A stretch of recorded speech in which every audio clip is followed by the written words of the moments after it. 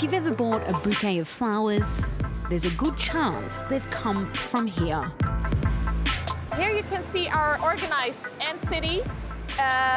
Everybody has its own task. They bring the plants and flowers that are already sold to the clients. For about 5 hours traffic here, and then it stops. Because then all the flowers are already sold and distributed.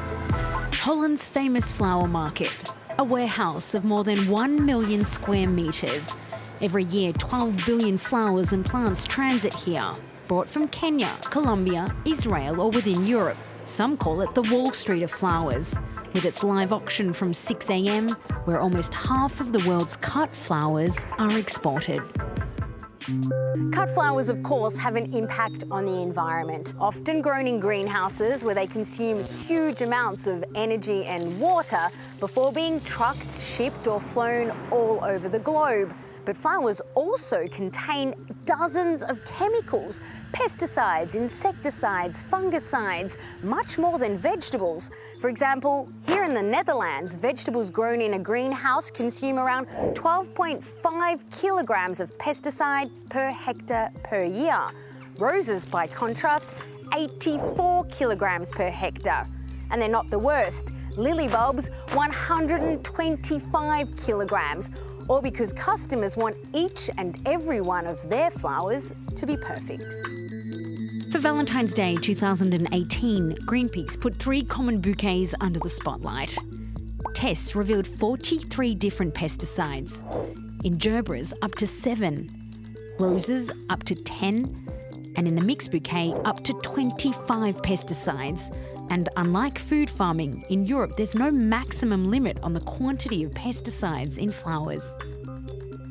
Well, what seems to be something very beautiful has a hidden world of very toxic chemicals going on. And that's indeed what people do not know. The most worrying result of our testing is that it's a big cocktail of different toxic pesticides. So it's a combination of bee-harming pesticides.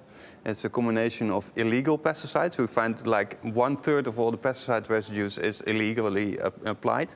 And the whole cocktail of many different pesticides together is what worries me a lot.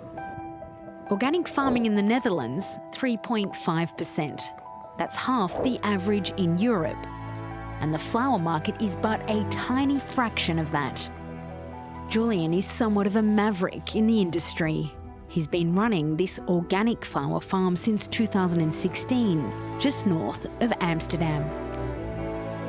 What we noticed that we are having a lot of more work to create good flowers because we have to do more weeding.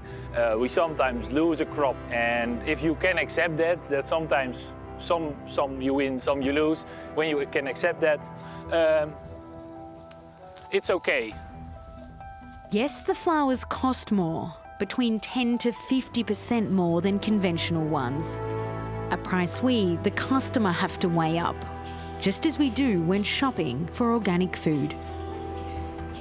People decide to buy organic foods, partly because they think it's healthier, because it might taste better, but it's also better for the environment. Because flowers aren't eaten, you just do it for the environment, and that might make it more difficult to choose them. And yet people try to buy seasonal vegetables. No strawberries in winter, no tomatoes for Christmas. So why not apply the same principles for flowers? No tulips in November, no roses for Valentine's Day. And that is precisely one of the principles of what's known as the slow flower movement.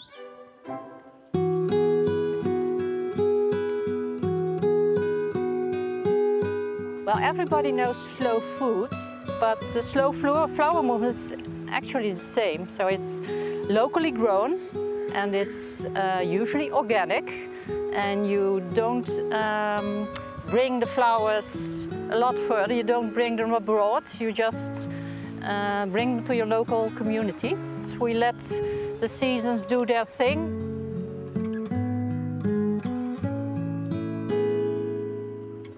In winter you have to bite your nails a bit, but then in spring you're very happy again. Denise on the left and Mariette on the right. The duo behind the small business Val d'en Vas, the field in a vase. So this one is an edible one, and this one is one that's from our surroundings. It's really nice. This one we're really proud of course. It's a really big one from our own field. Mariette and Denise keep busy in the winter by designing and creating arrangements using flowers they've dried. A lot of people think of dried flowers still as very old-fashioned, but it can be very modern.